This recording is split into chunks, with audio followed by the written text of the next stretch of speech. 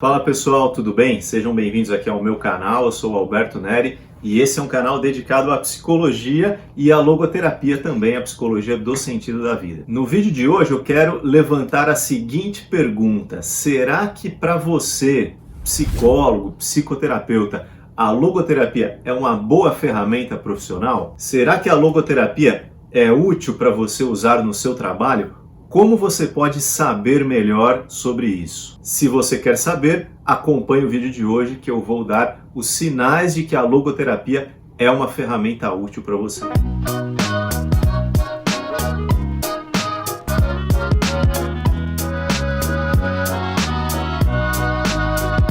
Em primeiro lugar, eu vou dizer o seguinte: a logoterapia pode ser uma teoria, uma ferramenta muito útil se você tem encontrado com muita frequência entre os seus pacientes aqueles que trazem os questionamentos da ordem do sentido da vida e do vazio existencial. Particularmente, esse foi um dos motivos que me levou a estudar mais a logoterapia e a utilizá-la com cada vez mais eficiência, porque eu tenho percebido que boa parte dos meus pacientes trazem esses questionamentos: qual o sentido da vida? Lidam e sofrem muito com uma espécie de um vazio existencial.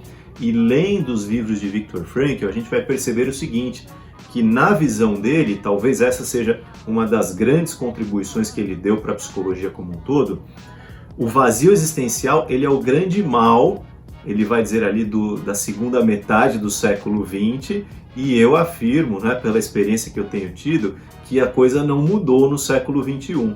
Então, o grande mal da contemporaneidade é o vazio existencial. Professor, mas eu vejo a depressão, eu vejo a drogadição, eu vejo a ansiedade como sendo coisas muito presentes. Sim, mas Frankl vai estabelecer uma correlação entre essas coisas como tendo base nessa sensação, nesse sentimento de vazio que as pessoas experimentam.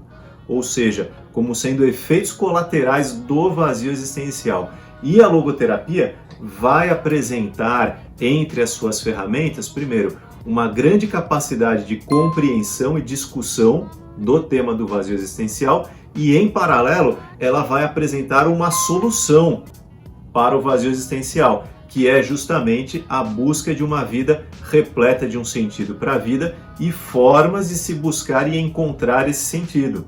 Então, se você tem recebido uma grande demanda de pacientes que trazem questões como o vazio existencial e a falta de sentido para a vida, certamente a logoterapia é uma teoria que pode te ajudar a atender e ajudar mais os seus pacientes.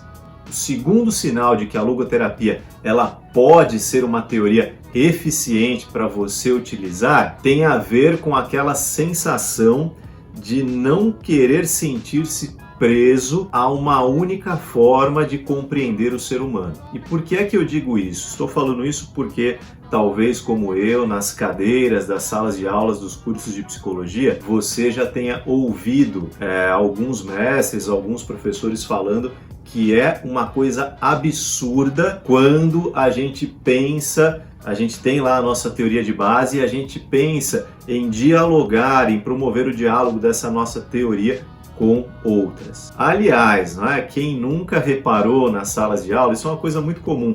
Nos primeiros anos de um curso de psicologia, quando a gente começa a aprender ali diferentes teorias, a gente começa a perceber que algumas delas têm pontos em comum, elas têm lá suas discordâncias, mas têm pontos em comum, que às vezes uma teoria traz algo que a outra não traz. Então, na nossa cabeça, né, de estudantes ali, de início de curso, a gente fica pensando, mas será que se eu não aprendesse essas duas, será que se eu não pudesse complementar o que essa fala com aquela outra, não seria algo interessante? A maioria dos estudantes guarda isso para si, fica lá assistindo as aulas e guarda, mas sempre tem um ou outro que resolve, né, levantar a mão ali e fazer a pergunta. Bom, esse é o momento fatídico, né, que a gente já viu, que os professores, aquela hora que o professor está lá escrevendo no quadro, ele larga o giz, né, olha, né, fica tudo em slow motion de repente.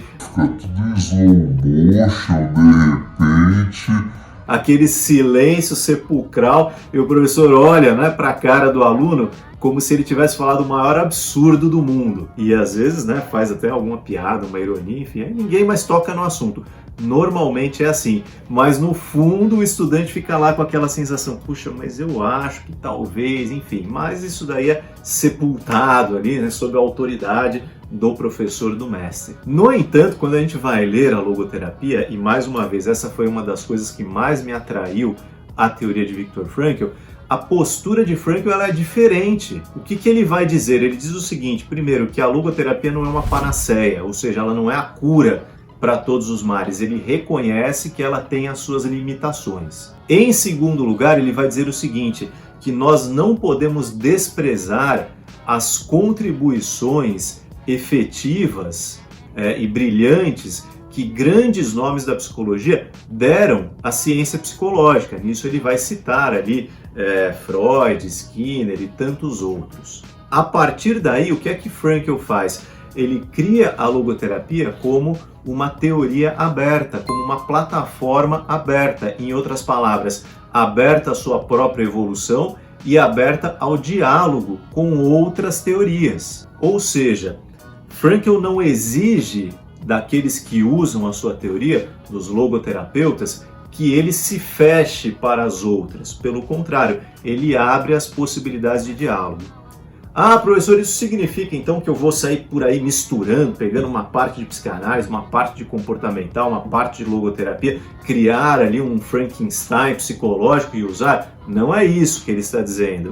O que ele está falando é o seguinte, que você vai poder aprender coisas de outras teorias, vai poder se aprofundar e eventualmente você vai sim encontrar pontos de diálogo, pontos de encontro, e que esses pontos de diálogo e de encontro podem trazer a você outros recursos que podem sim ser utilizados na sua prática clínica. Obviamente, desde que não sejam aspectos discordantes, né?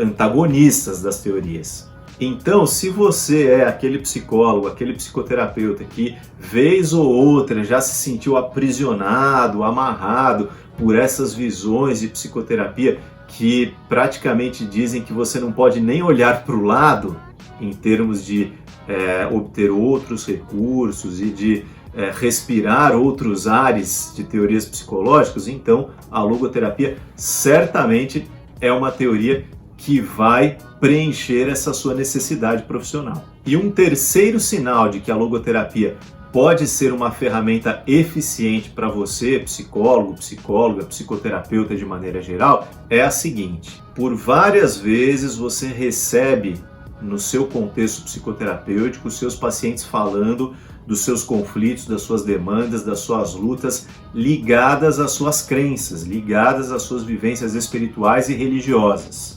E isso acontece muito, afinal de contas, a gente tem aí no Brasil, por exemplo, mais de 90% das pessoas, segundo o último censo, que se classificam como pessoas religiosas. Então é natural que esses assuntos, assim como as questões profissionais, afetivas, sexuais, venham para o consultório também. Mas muitos psicoterapeutas aprenderam o que nas escolas? Que esse assunto não deve ser tratado em psicoterapia. Que isso não é tema para o consultório. Ora, eu pergunto para você, como é que uma das áreas mais importantes da vida do indivíduo vai simplesmente ser deixada de lado, na medida em que vários dos conflitos emocionais que às vezes a pessoa enfrenta têm a ver com as suas vivências religiosas e emocionais? Seria mais ou menos a mesma coisa que eu falar para os meus pacientes: olha, aqui a gente fala de tudo, menos da sua sexualidade, tudo bem? Aqui a gente fala de tudo, menos dos seus relacionamentos, tudo bem?